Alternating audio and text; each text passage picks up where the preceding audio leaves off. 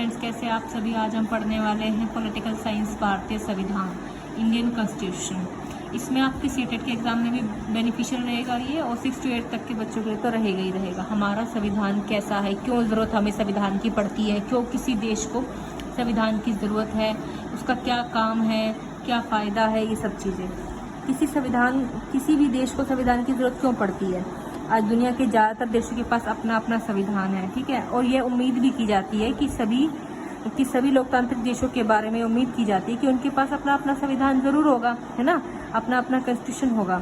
लेकिन इसका मतलब यह नहीं है कि जिसके पास कॉन्स्टिट्यूशन है, अपना संविधान है, वो लोकतांत्रिक ही होंगे। कुछ उसमें राजतांत्रिक भी हो सकते हैं। संविधान कई उद्देश्यों की हमारी पूर्ति करता है। जैसा कि पहला हम देखते हैं, यह दस्तावेज उन आदर्शों का सूत्रबद्ध है। ये एक लिखित दस्तावेज है और ये उन के आधार पर है जो नागरिक अपने देश को अपनी इच्छा और अपने सपनों के अनुसार रच सकते हैं। जिनके आधार पर जो नागरिक है अपने देश को अपनी इच्छा और अपने सपनों के अनुसार रच सकते हैं। इसीलिए हमने ये लिखित संविधान बनाया है। यानी संविधान ही यह बताता है कि हमारे समाज का मूलभूत स्वरूप क्या है। संविधान हमें क्या बताता है कि हमारे संविधान का मूल स्वरूप क्या है, कैसा दिखता है, क्या है इसके अंदर है। देश के भीतर आमतौर पर कई समुदाय होते हैं, ठीक है। देश के भीतर कई समुदाय होते हैं, उनके बीच कई बातें समान होती है, लेकिन जरूरी नहीं है कि सारे मुद्दे एक दूसरे से सहमत हों। कुछ मुद्दे अलग भी हो सकते हैं, कुछ बातें अलग भी हो सकती हैं।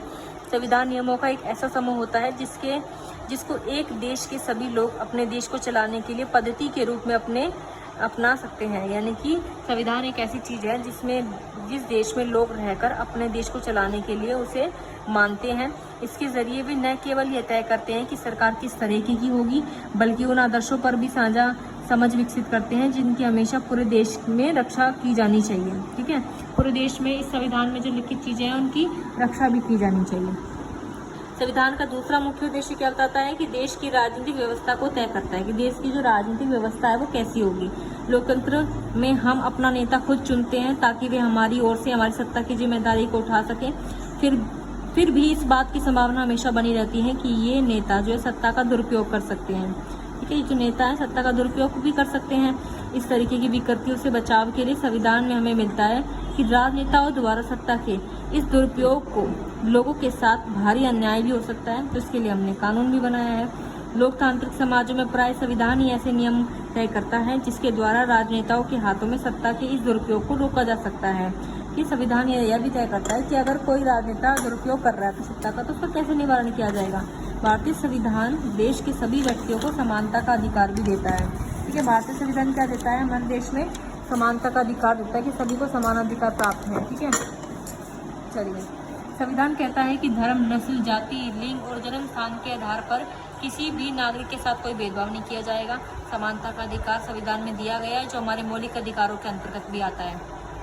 लोकतंत्र में संविधान का महत्वपूर्ण काम यह होता है कि वह कोई भी ताकतवर समूह किसी दूसरे या कम ताकतवर समूह को उसके खिलाफ अपनी ताकत का इस्तेमाल ना करे। कि कोई अगर कमजोर पार्टी का है तो कोई ज़्यादा ताकतवर समूह उसका फायदा ना उठाए, उस पर अपना दबदबा ना बनाए रखे।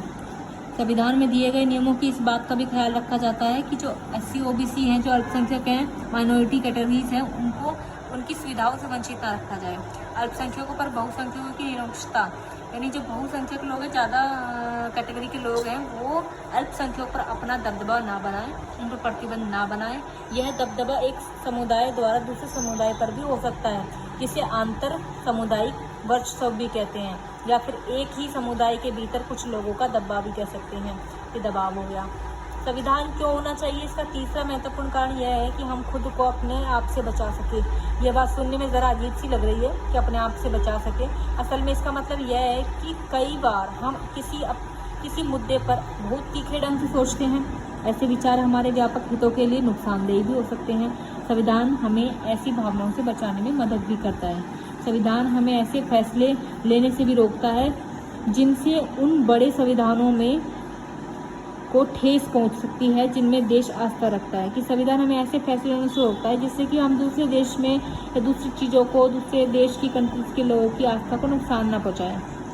कुछ ऐसे रूल रेगुलेशन लिखे गए हैं संविधान में। अब भारतीय संविधान के मुख्य लक्षण क्या है। अब देखिए, जो 20वीं सेंचुरी थी ना, 20वीं सदी के आते आते भारतीय संविधान जो है राष्ट्रीय आंदोलन कई दशक पुराना हो चुका है। स्वतंत्रता संघर्ष के दौरान जो है राष्ट्रवादियों ने इस बात पर काफ़ी विचार किया था कि स्वतंत्रता भारत किस तरह की होना चाहिए, स्वतंत्र भारत किस तरीके का होना चाहिए। ब्रिटिश शासन के अंतर्गत जिन नियमों को मानना पड़ता था वे खुद नहीं बनाए गए थे, उन्होंने खुद नहीं बनाए थे। औपनिवेशिक राज्य के लंबे अत्याचार शासन के बाद जो भारतीयों के सामने इतना जरूर स्पष्ट कर दिया कि स्वतंत्र भारत को एक लोकतांत्रिक देश होना चाहिए। इसमें प्रत्येक नागरिक को समान माना जाएगा, समान जिम्मेदारी दी जाएगी, उनको सरकार की भी जिम्मेदारी होगी।